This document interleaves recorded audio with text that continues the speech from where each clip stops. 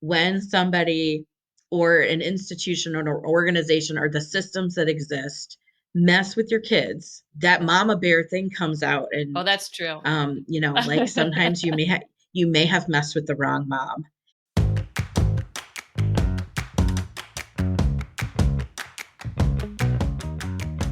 We got to address the suburban women problem because it's real. What do an economist, a microbiologist and state representative, and a fierce advocate for democracy have in common? We're all suburban moms. The far right is trying to win over suburban women by pretending they're reasonable, even relatable. But we're smarter than that. Join us for a political journey through the eyes of suburban women, one conversation at a time. Welcome to the Suburban Women Problem, a podcast from Red, Wine, and Blue. Hi, everyone. Thanks for joining us. I'm Rachel Vindman. I'm Amanda Weinstein. I'm Jasmine Clark. And you're listening to the Suburban Women Problem. Mother's Day was last week, but we're celebrating moms all throughout May in what we call our Month of Moms. So in the spirit of celebrating moms, today we'll be joined by three moms who also happen to be organizers at Red, Wine, and Blue. Just like us, Rana, Diane, and Mandy have all been inspired by their kids to advocate for issues they care about. But before we get to that, what's been going on in our group chat? Ooh, we should start with Harrison. Mr. Harrison Butker and his lovely comments at a commencement speech at Benedictine College about how a woman's role is in the home and not in a career. And ladies, in case you didn't know, Harrison Butker says our lives didn't really begin until we became mothers and wives, which is weird. It truly began. That's the word he used. That's the part that bothers me the most is your life you were nothing until you became either a mother or a wife or both. Which is weird because I thought it began at conception, but apparently it doesn't begin at conception. It begins when you give birth. I just can't keep up. It's so confusing. Yeah. I can't keep up either. So do you know his mom, Jasmine? She works at Emory. I don't know her personally, but what I do know is that she is an awesome woman. She is a physicist, which is not an easy thing. A physicist, so not a how homemaker. many physicists do you know? That's an awesome job. She works in oncology at Emory. So she helps people who have cancer. On top of that, I just think about was this speech to his mom? Or Happy Mother's Day. Yeah. Truly, it feels like it was. I'm not trying to be backseat analyst here, but he did mention his parents one time and not his mom when he was talking about women and moms. And the next day was Mother's Day. So I really do think there was something going on there. His sister is also, I believe, a physician. And there was just something going on there. And not great. I actually feel pretty bad for his mom for a variety of reasons, but I kind of feel bad that she's getting so much attention now and not good attention. No. Yeah. No, I mean, but it is a reminder to me of the importance of explaining to our children what we do. I'm not saying she didn't do that. I don't mean it like that, but when we're gone, when we're working on other things, what we're doing. And I have a 13-year-old who thinks that she deserves all my time because this is what 13-year-olds do, is they are the center of their own universe and kind of feel like everything in the house evolves around them. We do have an only child, but I mean, this is a common thing for teenagers to think that everything revolves around them. And so we have to say, I'm sorry. I will be happy to help you with that later. But right now I have to do this thing. And, right. And, also sorry, daddy can't come to your soccer game today. He's traveling because he is working on this. And whether it's his work, which is on democracy, or it's he's traveling for work because we need to pay our mortgage. It's okay to tell your children that. Yeah. I mean, even if you're doing your job, it is important to say this is how life works. And so not everyone is an NFL football star with a minimum, whatever the league minimum is of $1 million. Great that his wife can stay home and that her life began then. But that's not everyone's experience. And it's not that, as you mentioned, it is not healthy for a kid to think his or her mother's life revolves around them. Like, that does not seem like a healthy situation. But I love also that the nuns came out and were like, no, we don't really agree with not this. what we teach. That's not how we do it. Because exactly. really also from a religious perspective, wouldn't you, even from like an evangelical, like, wouldn't your life begin more like, when you found your Lord and Savior? Oh, no, not when you found your Lord and Savior, when you found your husband. It is really glorifying and putting husbands up on pedestals above, I think, God, which I think that's part of the nuns were like, no, this is not what we teach. Not to mention, there are a number of women in the Bible who were leaders. Phoebe, tons of them, right? Like, so it's not biblical. So if it's not biblical and it's not religious, what are his views then? It's just misogyny. I mean, and there were just so many contradictory things. So let's start out with nuns, the way I understand it, do not become mothers and wives. Seriously. Do they just like not have a life? Like, because everyone's like, oh, well, this is their Catholic faith. And I'm like, so you just like screw the nuns then, like, because they're not any of those things. But the second thing I want to say is that I want to be clear that like, we're not denigrating people who choose a life where they work in the home. They are, Sure. Their life is dedicated to their children. Like, if that's what you want to do, that's what you want to do. What I do not like is, number one, the way he described achieving degrees and pursuing professional careers was a diabolical lie. Like, those were his words. Right. That you have been sold a diabolical lie that you need to do these things. And really all you need to do is find a man. Like, that's literally what he said. But then we also have all these contradictory statements. Number one, to the point about being Catholic, I mean, I really just trying to figure out, when did the nuns' lives begin? Because apparently never. But also he speaks against things like IVF and surrogacy, which are people trying to become moms. So just like, your life only begins if you do it this exact specific way. And if it's any other way, then I don't like that either. I just kind of just feel like this guy doesn't really know what he wants. And I'm just going to keep going back to, this was his Mother's Day gift to his mom. He got in an argument with his mom and he's like, watch this. And someone needs some extra flowers or something this year. Yeah. He probably was like, oh, it's Benedictine College. No one's going to ever hear this speech. And now look, but I think it has opened people's eyes to how extreme we've gotten, to where someone given a platform to speak to people who spent tens of thousands of dollars, maybe even over $100,000 to pursue a career, to pursue a degree, for whatever reason they did. From and someone then who kicks a ball. Their expertise is in kicking a ball. Please tell me more about my life and what I should do as a mom or in my career. But yeah, like, why is he even the keynote in the first place? But secondly, like, for you to tell them you've been lied to, you should have never done this. Like, let's just think about this from an economical standpoint. Not good. As a college, I definitely don't want people telling my potential students don't get a degree, because then I don't exist, because enrollment matters. So like, I just don't get it. But you have to submit your speeches, so it doesn't make sense. It's a little bit weird to me because you have to submit. I mean, my husband recently spoke at something. My friend Brad spoke at something. Like, I know you have to submit your speech in advance. Like, it's not something they let you just like go off on the fly, unless he did that. But I think I sent you guys the picture of him talking to Josh Hawley. On brand. It's a bit yikes.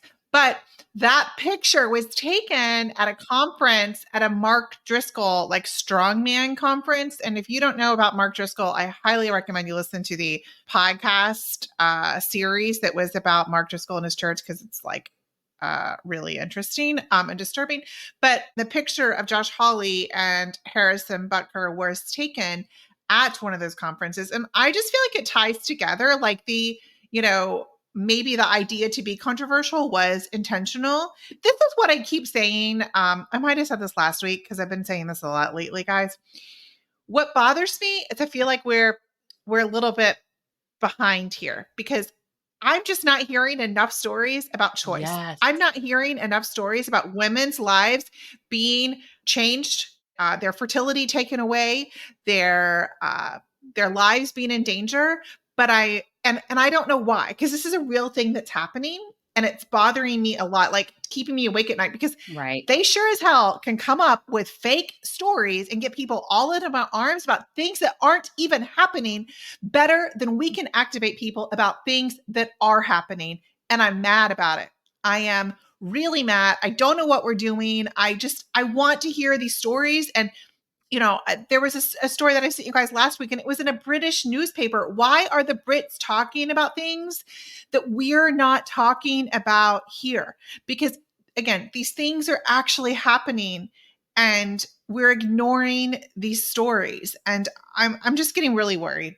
I guess I will probably be worried until the election is called for Biden. But it's not just like about the election too. It's about what is happening. But the other thing you bring up is like, he is sitting with Josh Hawley, right? And so we might be like, this is ridiculous. His speech is ridiculous. Everyone thinks he's like out of place. Even the nuns are against him, right? But he's sitting there next to Josh Hawley. And let's be very clear. The two of them think similarly. And it's one thing if some football star thinks all women should be homemakers and is telling them what to do. It's another thing to be sitting next to a politician who wants to formalize that in our legal system, right? Which, let's be clear, that is what they want to do.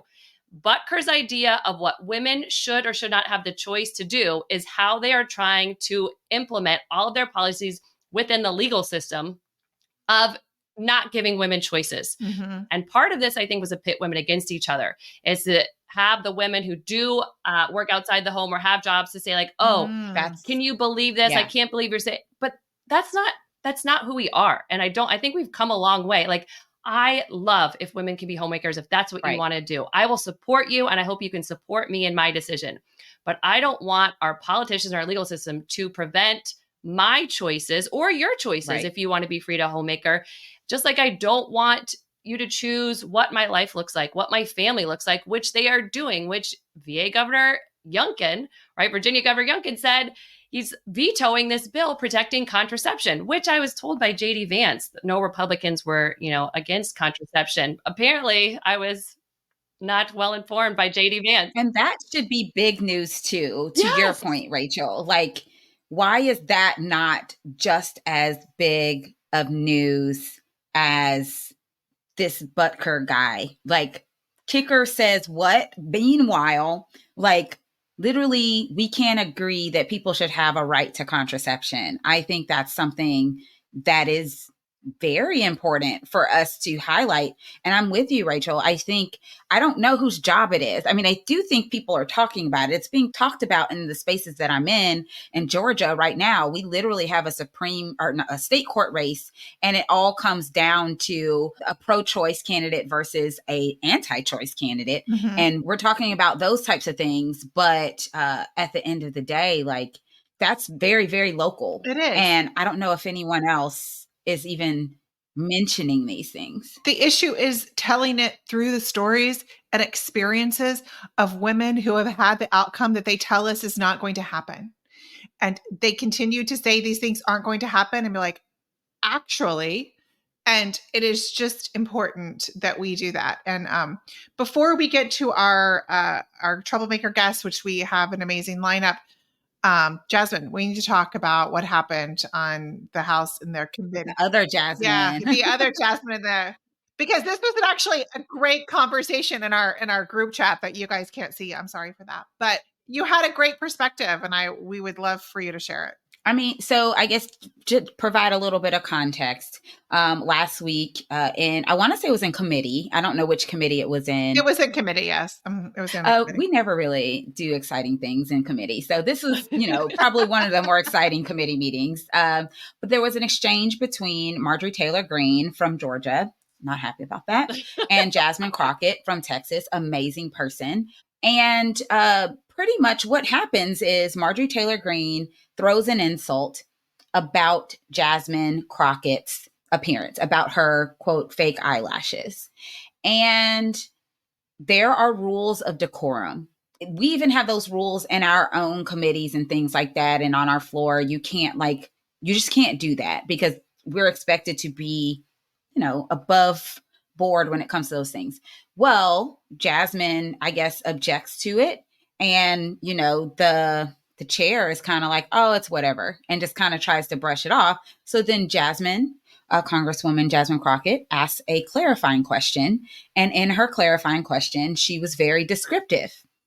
And it's been quoted all over. So I'm sure people can see what exactly she said, but I don't know if I'm going to say it right. So I'm not going to try to repeat it.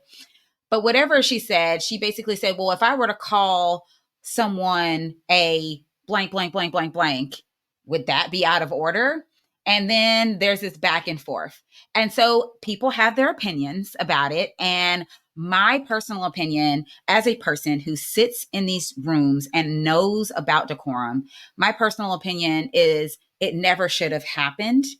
But what I don't like is the criticism of Jasmine's clapback and not the criticism of how it all started in the first place. When it comes to decorum, I feel like Black women, specifically Black women, quote, angry Black women, we always seem to criticize and talk about decorum, and we care so much about decorum when a Black woman is defending themselves. But no one was really up in arms when the threat was made in the first place, when Marjorie Taylor Greene started this entire interaction. And I just feel like it's a tale as old as time. I knew, once I saw it, I already knew what the commentary around it would be. And it's just, I'm kind of over it. Very, very well said, Jasmine. Some of the commentary I saw that upset me the most was the people who said you should just ignore it and move on. Sorry, guys, I am not on team ignore it and move on. Fair. Maybe I've never been, but I am not there now, because when you ignore it, it breeds apathy. Mm-hmm. It breeds like this, we'll just pretend it didn't happen. When does that ever work? Does it work in relationships? Does it work in parenting? Does it work when you're trying to be a valued employee and you keep getting dismissed? Does it ever work to ignore something and assume it will go, a behavior that you do not like will go away? And that's where we are. This is not a one-off incident. This is something that continues to happen. And if we don't say something and you don't call it out and you're just like, hey, strike that from the record, which is basically what was said, that's not good enough now. Right. And I'm sorry, if you don't like it, you don't like it. I mean, silence helps the oppressor. It does. It does. Thank you. It does. And so we have to call it out. We do. Very well said. And you don't get to decide how I call it out, because that's the part I don't like. You don't get to decide that my way of calling it out is not okay when you didn't have any words for the person who started the conflict in the first place. So yeah, no, like, don't tell me how to defend myself. Because the truth is, there's no way. There's nothing Jasmine Crockett could have said that defended herself that they would have been okay with. So why even try? Yes, 100%. Okay, we're going to take a break. We're going to take a drink. And when we come back, we'll be joined by our panel of moms.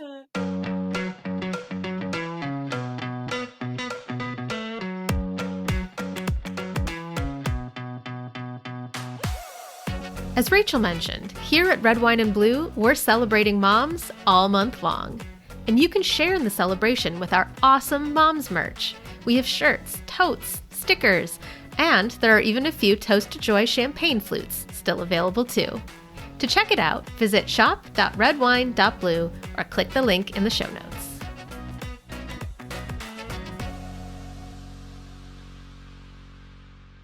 Welcome back, everyone. Rana, Diane, Mandy, thank you so much for joining us today. Thank you so much for having us. So we don't normally have 3 guests on at once, and we would like you all to introduce yourselves to us and let us know a little bit about your kids and where you live. Great. Hi. Thank you so much for having me on. I'm Rana Dewey, and I live in suburban Philadelphia. I also happen to be the Pennsylvania program director for Red Wine and Blue. And I am a mom of 3, and my oldest 2 are identical twins. And then I also have my youngest is 19 and just finished his freshman year of college. Hey, everybody. I'm Diane Taylor, and I am in the suburbs of Eastern North Carolina, and also very glad to be here as one of the new regional organizers for Red, Wine, and Blue.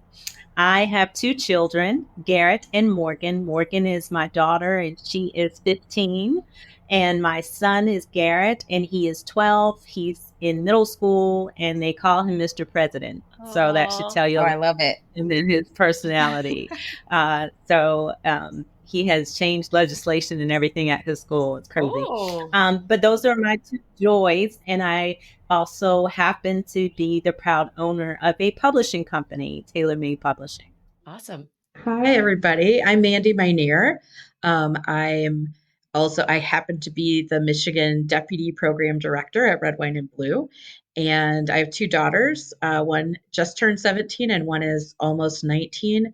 And I have to say, I'm joining from, I'm the most super mega ultra library fan. And I traveled to one of the other branches in our district library because they have a podcast room. So I went to the podcast room so I could be on the podcast today. So wow. Fancy. Did you walk in the library like, I have a podcast today? I did. I was like, look at my suburban woman making problems sticker on my water bottle. Here I am. I'm here to make trouble. I'm here to make trouble. Please show me to the podcast room. So you're all organizers with Red, White, and Blue. Can you tell us each what inspired you to get involved in politics? I can tell you that I feel like I didn't choose politics, but politics chose me.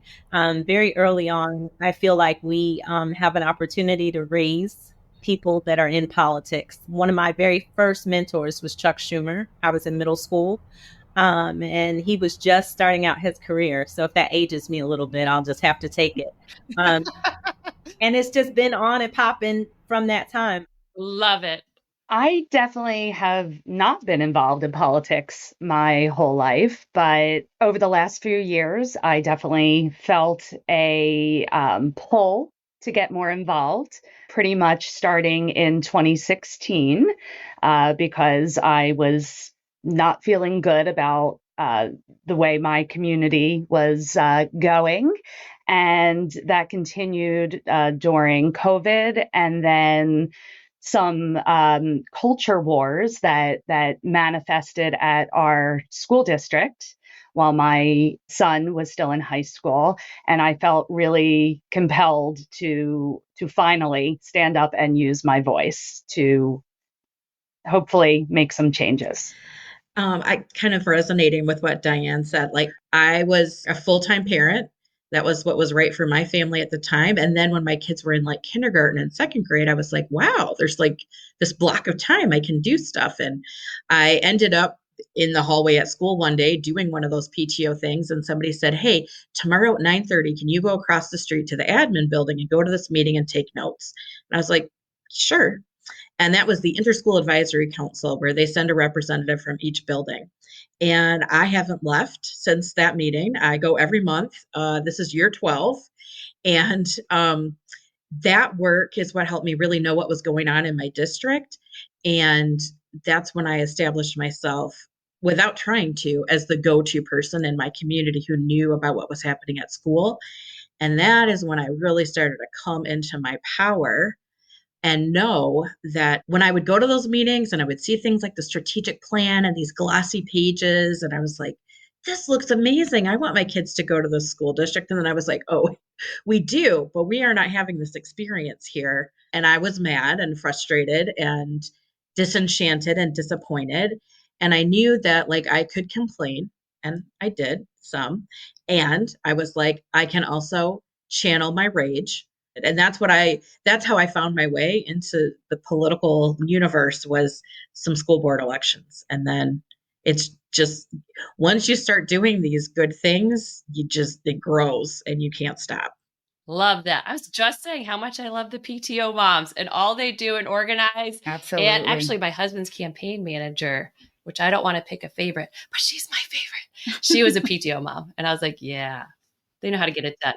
Right. And I always made sure to talk about my uncompensated labor as a PTO parent. I love that. It is work. Much of the organizing that happens in the world is by women, and it is often uncompensated, and it is real work. And so, yeah, we should always acknowledge it as such. Absolutely. Well, Diane, I wanted to come to you first. I want to say I also have a 15-year-old daughter. So 15 moms of 15-year-olds unite. But I'd love to hear more about Tailor Made Publishing. Yes. So we are 12 years old, about 12 years ago. So that means my daughter was about 2 or 3. I was very interested in finding Black children's books. I was an English major and in the media for many years. So just reading and literature was just very important to me. And I remember going to her dad saying the difficulty that I was having at that time finding Black children's books. So much research shows that when they can reflect and see themselves in pages, they're more inclined to retain the information. And I couldn't find any. So he suggested that I make them. And that's exactly what I did. And then I realized that it wasn't just a problem I was having, but it was a problem in North Carolina. And then I realized it was a problem in the United States. Then I realized it was a problem in Africa. So what started out really as solving an individual problem became a worldwide solution, and one that I'm really proud of. Wow. I love that. I've thought about doing publishing, but I've thought about doing it from the perspective of, I think that one way that we can inspire children to put their ideas on paper and talk about things that are happening with them, conflict resolution, like real life stuff, would be to give them an opportunity to write their own book. And so I've thought about doing something very similar. Maybe not necessarily a children's story, but just like in general, like giving people an opportunity to get published by talking about their life. So love to hear that. And that's exactly what we do. My daughter is one of my top sellers. She wrote her book when she was 4 called Daddy's Little Princess. And in Daddy's Little Princess, she gets to, and it really happened. She was her regurgitating what happened. Well, her dad calls her his little princess, and she didn't think she could be one because she didn't see any. So he takes her through this journey of finding real African princesses and learning about what they do and how they are philanthropists and scientists. And one was a model and one was adopted. And so she said, we should put this in a book. And so we did. That's amazing. I love that you're problem solving, but you're also listening to your kids. I think our kids have so much to say about our world and what they want. And sometimes what they want goes unheard unless we have a mom who is sitting there listening and saying, you know what, I can do something about this problem. It's really true. Actually, our daughter in her performing arts class has had to write some scripts with like a group of a few people. And they're all very like middle school based, but then they actually problem solve, Jasmine. So they will kind of take a real world example and they will have a solution to it. And if it's a friend issue or I don't know, it's just kind of interesting to hear what they're working on and kind of to hear how they make it. So I always think that writing and reading, if you see yourself reflected and if it's something you can relate to is very, very powerful. Absolutely. Rana, you and I are part of a really unfortunate club of moms who lost children in infancy. First of all, I'm very sorry. But what advocacy has your son, Luke, inspired you to do? Yeah, thank you so much, Rachel. I know it's not a club any of us really want to be a part of. For sure. So my son Luke was born when my older 2 sons, Jacob and Evan, were 2 years old. Those are the twins. And it was an uneventful pregnancy. But unfortunately, when he was born, we found out he was diagnosed with multiple congenital heart defects and Williams syndrome. So we were fortunate enough and lucky enough to have Luke with us for 8 weeks. But, it was a little bit too much for him to survive.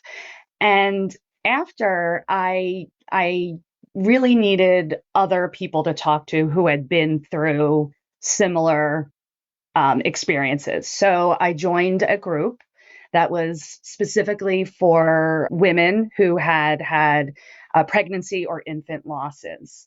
And I got very involved. It felt wonderful to be part of that group. And at a certain point, in talking to my mother about everything that I was going through and how I was processing everything, she brought up to me the fact that before Roe v. Wade, so we're talking about the mid 60s, she unfortunately had to have a medical abortion and was able to secure that safely, thankfully. But then 2 years later, had a miscarriage. And she felt a lot of guilt about that. And she shared with me how she was just so proud of the fact that I was able to join in a group and talk about my experiences, because back when she experienced her losses, that just was not a possibility. You did not talk about it. You did not talk about the fact that you had an abortion, especially before it was technically legal. And you certainly didn't talk about having your miscarriages because it just was unseemly. So I brought her to the meetings, and she finally got the opportunity to share her story, 40 years later. And so from then it became a sort of a mission for me that it would be always important to share my story so that other women would have the opportunity to also share their stories. Man, that's powerful. Wow. Very powerful. It took 40 years, but she finally was able to have that opportunity to be in communion and fellowship with others who share her experience. And I think it doesn't matter how long it takes. Some things you just need. So I love that you were able to give that to her. Thank you. That's amazing. So Rana, you also have a child who's transgender. How has that experience been like? And what activism has it inspired? Yeah, so my son, Parker, who is 19, came out as transgender when he was 13 years old. And it was certainly a process to navigate. It was not something I ever expected, even though I was open to it. So it was definitely a process for our whole family. And it's really been a joy to be able to help him navigate and find himself. And for me, as a mom, to connect with others in the community. I've gotten involved with a group called Free Mom Hugs, which is just amazing. If you don't know about it, we go to events and we show love to anyone who wants a hug, because there's a lot of kids who aren't fortunate to have parents who are accepting of being part of the LGBTQ plus community.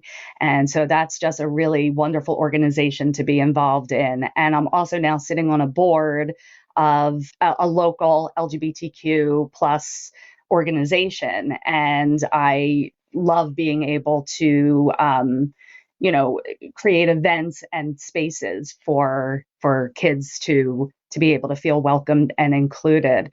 Just this past weekend, I was able to take my son to an event that was to do hair and skincare and makeup and real styling. And it was sponsored and donated time by TV and movie makeup artists and hair artists. And he just had such a good time being in a space with other young adults who also are trans or gender expansive. And he came out just looking amazing and fabulous. So being involved with those kinds of groups has really created a sense of community, and that has really helped me move forward. Wow. So you mentioned this was a process for you. And Yes. I know what I hear on the other side, which I don't recommend going out to the other side to listen very often, but sometimes it just shows up. But what I hear on the other side is, that this is something parents are forcing on their children, that they are forcing this lifestyle on their children, that they're forcing kids to go to this event. But that doesn't seem like that's what you're saying. Like you're opening up something that kids don't have available to them. Yeah.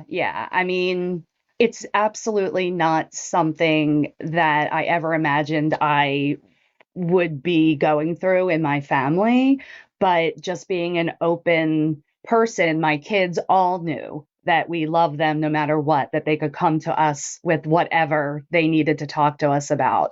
And so when Parker sat down to talk to us, he knew that there would be that accepting family.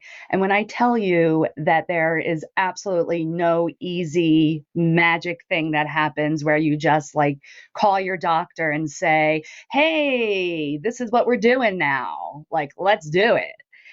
That's just not how going through any kind of transition happens. I know.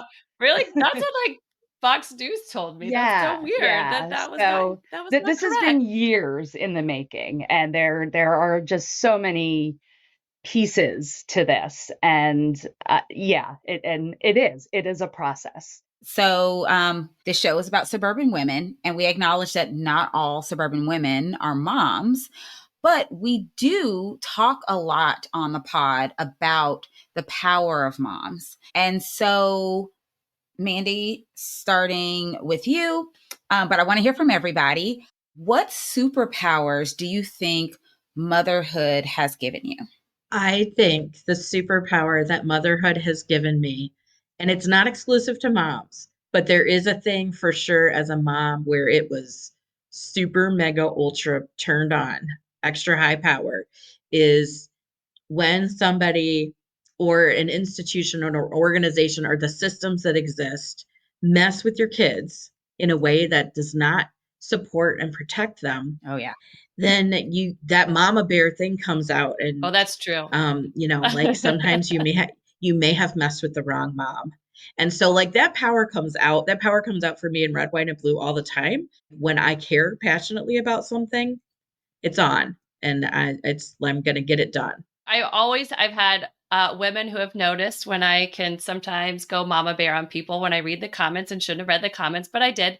And I have women Don't read the comments. No, Do I not know. do it. I'm trying, ladies. But I have had women back me up every time, being like, I'm not sure I would have said that about her kid. Like, you're really activating the wrong thing. And I was like, oh, thanks. And it's like a lot of times women I've never met don't know. It's like women understand the mama bear of where you're like, oh, yeah, no, you had that coming from the mama bear. Yeah.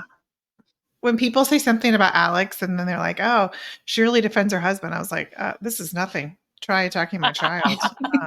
Oh, yeah, exactly. Then you're going to see full Rachel Vindman. Yeah, I dare you. Yeah. Maybe I've warned you enough that you won't do that. Rana? Yeah, I would say that for me, it's the ability to multitask is probably my superpower. And it's not just as a mother, but it's as a woman and a wife and a working individual, and also having an aging parent who I also help take care of. So being able to have all the balls in the air at the same time and hoping to not drop one. Oh, yeah. I think we all do that. I think, yeah. Master juggler. Yes. What about you, Diane?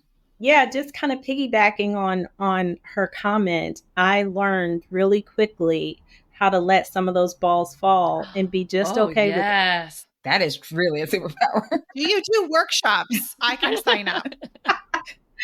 Yeah, I was a perfectionist pre-kids. And if it wasn't perfect, I didn't execute.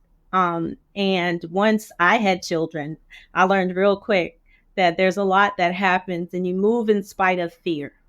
So if I could think of one of my superpowers, it would just be to be okay with some of the balls dropping and to move in spite of fear. Oh, I love that. I've also had, actually my therapist working with me. Sometimes when someone hands you a ball, you can refuse it. You don't have to take it and try and juggle it. And I was like, oh, yeah, that's right. I can say no. I think that's not my superpower. That's my kryptonite. Superpower. It's that I don't know when to say, no, there are already too many balls in the air. Like, don't give me anything else to juggle. And instead I'm like, I really probably should say no. But I had this fear that if I say no, then they'll never ask me to do important things again. I know, I think me too. And so then I feel like I should never turn down an opportunity because people love people who are willing to just always do. And I've learned to be like, sometimes you have to say, I have way too much on my plate right now. And people will say, okay, we'll come back to you another time. Well, Rana, Diane, Mandy, thank you so much for joining us today. This is really a treat to get to talk to you, and we appreciate you coming on the Suburban Women Problem. Thanks for having us. Thank you. I just love, this is the power of talking to other moms and connecting with them, because, you know, they kind of give you this freedom and this space to be like, okay, I could do that. And, you know, I can show up at the meeting and take notes, and my journey can start from there. It doesn't have to be like, you know, something crazy or something pre-planned and orchestrated. It can just be like, hey, can you do this tomorrow? Yes. And you do it, and you're off to the races, making a difference. I know. I do love when they're talking about the superpowers, because there is a perspective that you don't have to get as a mom, but you often do get as a mom, and you gain insights and things that you wouldn't otherwise get. And if they're not involved in politics, if they're not involved in name your industry or company, like, you are truly missing out on those ideas that would just really help out. And I think women, especially in politics, like, I think I don't know, I was thinking about my mom's superpower, I think, would be just the experiences my kids have given me, and seeing that some advice doesn't apply to my children on certain things, and works really well on some kids and not other kids. But it also has really helped me see that, like, everyone is different, and what works for everyone is different. And we have to offer people the space to parent and make decisions that are good for their kid, because what's great for my kid might not be great for your kid. And I saw that very, very early on with my first, and how terribly she slept. Do not send me, she sleeps fine now. Don't send me advice on how to get her to sleep well. None of them work. Believe me, I've tried them all. Well-meaning, but that's the thing. I learned. So it was a very quick lesson. And that is really quite powerful. And I think it's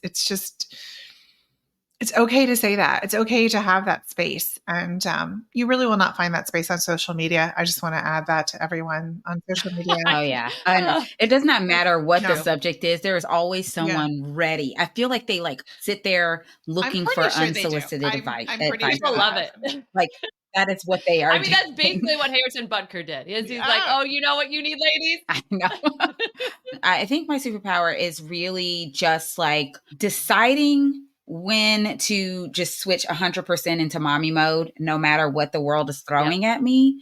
And if you were to ask my daughter what my superpower is, she would say that it is letting negative people just be themselves and not letting it get to me, or at least not letting it get to me in a way that makes me, get out of character. And she said that multiple times. Sometimes she's just like, I just don't see how you do it, Mom. Like, I don't see how you're so calm in these situations where most people would not be able to be calm. And to be clear, because I know we talked about Jasmine Crockett earlier, I'm not saying that I don't clap back. You do. It's just my clap back looks a little different than some others. And that's just my style. I don't knock anyone else's style. I have my style. And apparently my daughter thinks that's my superpower. That's awesome. I think my superpower in some ways is that I'm 50 and I don't care. I don't need to be part of the cool kids. I just need to make a difference. And that can be as big or small as I need it to be on any given day. And it just doesn't matter to me, like, who accepts me and who doesn't. I mean, the important people in my life, I want them to accept me, but the rest of the world. So it bothered me at first when people would say, like, oh, they're only like Rachel and Alex, they're only trying to be famous or whatever. I'm like, no, I'm not. And I mean, I didn't move to DC, like away from DC to prove that to them, but it was like kind of proving it to everyone else. Like, we want to do the work we do to fight for democracy and be in public service and use our voices the way we can. But it's not so I'm invited to cool events, because I just don't care that much. And also, I'd rather stay home and read or hang out with my family. But it is about learning how to use your voice in a way that's comfortable to you, but it doesn't have to be the same way as everyone else. Yeah. Anyway, this is fun, but we do need to end on our toast to joy as per usual. But this is a fun introduction to the toast to joy. So who's at first? How about you, Amanda? What's your toast to joy this week? My toast to joy, although it is a little hot for us Iowans right now who aren't used to hot weather. I know other places you're like, oh, girl, it's not hot. But for us, it is. Like Florida. I know. But I have loved the warm, summery weather, and I've loved like my kids and all of us can just like taste summer right now, and they are starting to like ride their bikes everywhere. And they did a water balloon fight yesterday, and like we went to the zoo. That sounds glorious. Oh, I just love. Well, one, I love seasons changing, so my toast of joy is to the beginning of summer. I'm looking forward to it, and I am so excited. All right, Jasmine, what's your toast of joy? So my toast of joy is going to be to my son today. So we have a bunch of milestones all happening this month. So my son went to his senior prom last week, and that was really exciting. He looked very handsome, and, you know, they had a great time. And one of the things that happened was like, I was like waiting patiently for them to do like the walkout to get into the limo and all this stuff. And I wasn't able to be there in person, so I had to do it on FaceTime, and it was just taking forever. And at one point I was like, they forgot about me. Like, they're not gonna, you know, I was definitely having like this mom guilt moment. And then, you know, they finally called, and, you know, I got to see them walk into the limo and all that stuff, which was nice. But I want to tell you what was nicer. And this is where I want to give my son a shout out, is at 1:30 a.m., he sends me a text that says, hey, Mom, just want to let you know I made it home safe. And that is the text that was like, he didn't forget about me. And he knows that like Mom was worried about, you know, just kids on the road, prom. And there's been so many accidents in the news here lately. And so the fact that he thought enough to send me a text just to let me know he made it home safely, it just brought my little heart a little bit of joy.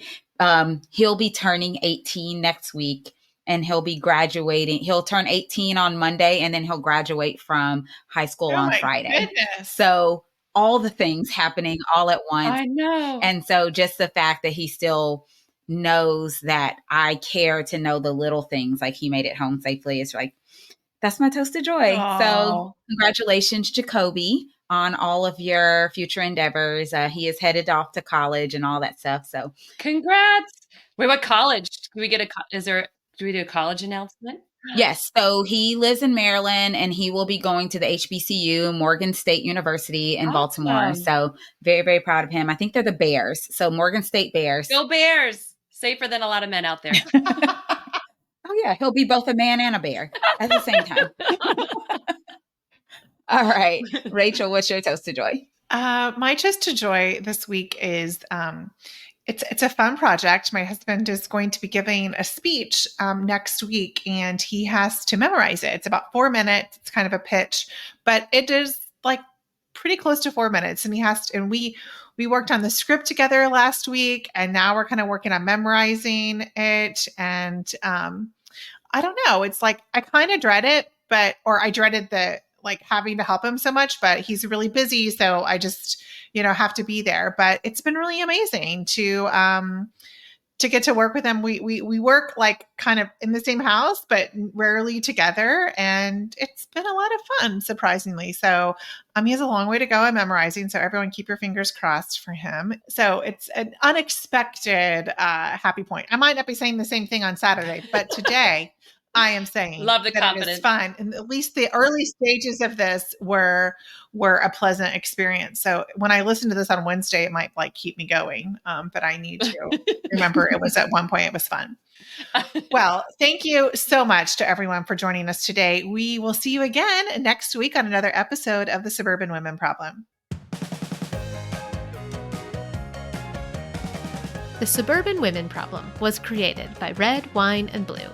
Our producer and editor is Amy Thorstensen, our project manager is Lindsay Quist, and our editorial assistant is Abigail Martin.